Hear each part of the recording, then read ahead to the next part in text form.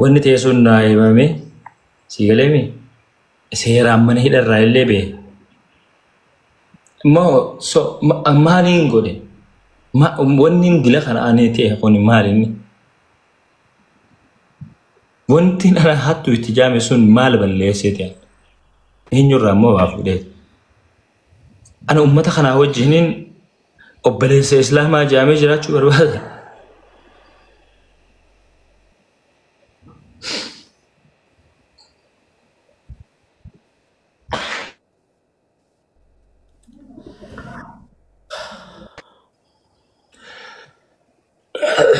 Anyway, ani homaa isanirraan fedhu akka namaatti hagaan jiraachuu qabu jiraadheetiin jirase aniin diraa kana arsine farshoon duyni haalaan keessa jiruttu anna sakraa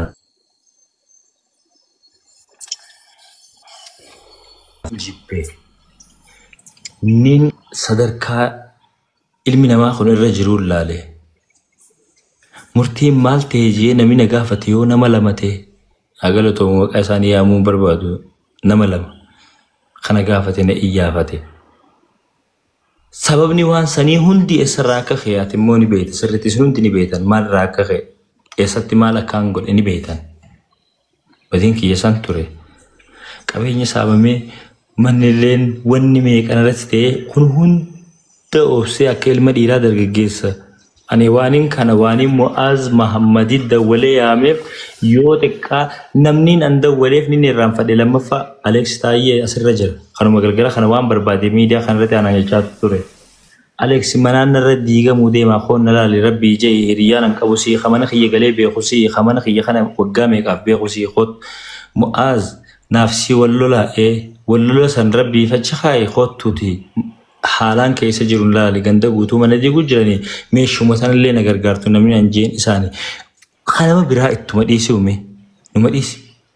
immoo obboleessa islaamaa baga deemtee arra yoo xiqqaate tara 3-4 Mu'aaz fi Alex waa'ee kiyya poosti godhanii jiran akkanatti ani haalliin keessa jiru haala akkanaati namni akka kiyyaa arrabsamee fi xiqqeeffamee jiru waan namni amantii biraa kan dhufee takka guyyaa tokkoof na arrabse Mu'aaz qofni akka dubbatuuf nin dubbadha carraan akkanaa jee koomenti godhee haa dubbatu kijiba jee. Tole murtii riyya dhageenye waan kana hundaa'u nuti hundinuu ilma namaati nama wanni hin taane hin jiru waan ta'e kanarraa agarreesi barreesi. Ka'uun irribarraa barbaachisaadha. Ganda tuqumiti abaluu tuqumiti daangaan hoggaa dhuqame haqni hoggaa dabe hoggayyuu haqa irratti haa dhaabbannu wanni joof kanaaf ani eenyu maalin jira eessan jira haa ammas deebi'ee sitti nima Shahamza asi deebi'ee murti guutuu ka arrabsu maal kaju ganduma keenya joolluma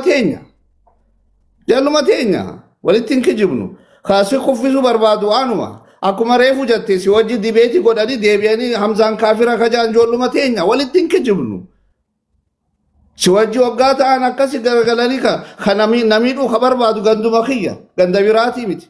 so sanirraa haa guddannu rakkoon qabnu nutiin rakkoo qabaa nutiitu rakkoo qabaa arra stoorii kana filippi garagalchaati stoorii kana bakka biraa godha duulli akkanaa kunni duulamaayii jechuudha so gandummaa ganda biraatti hoggaate halaali ganda keenyatti haraami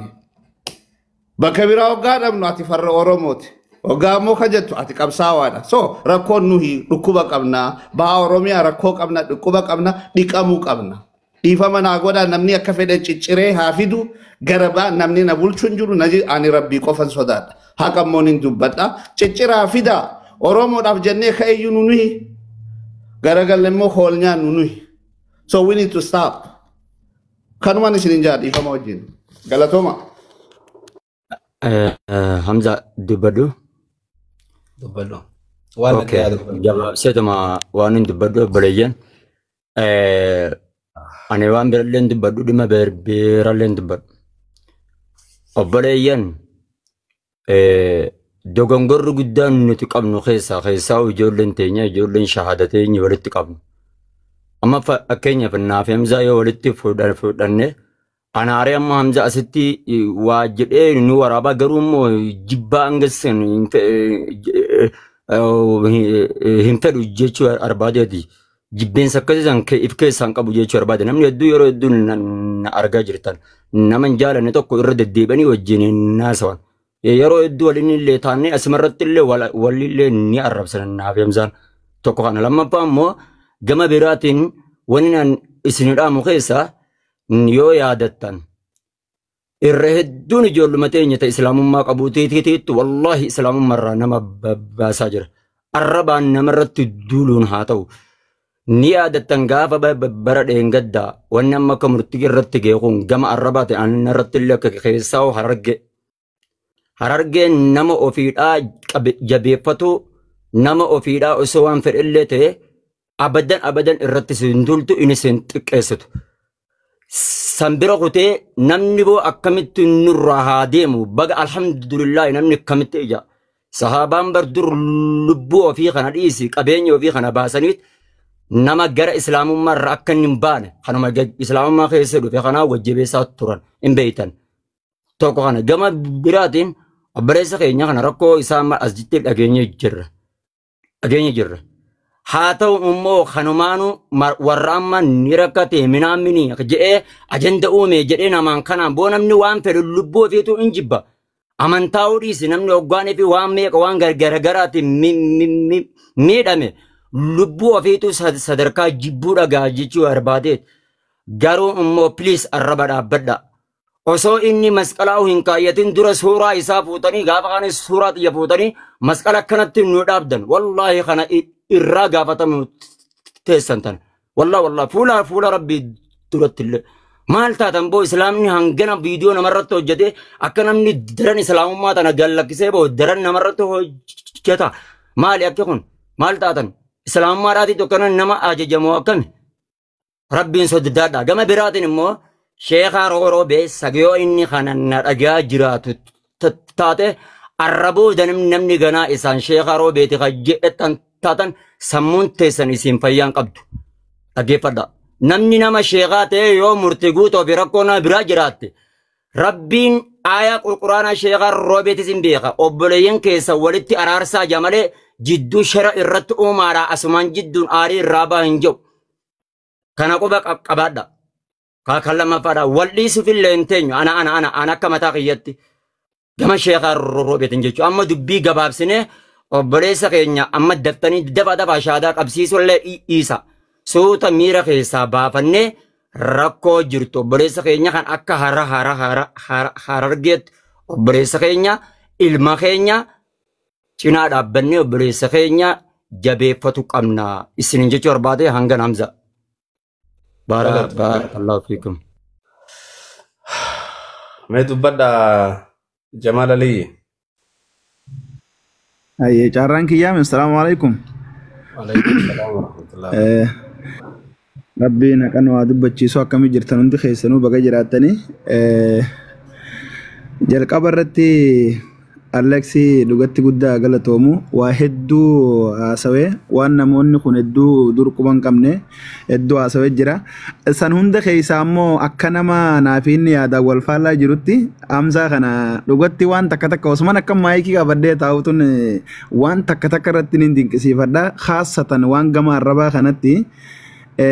هدو namni hanga Hamza Shijabir kana Arab Samatis ture Arab Samatis jiru wana madura gafa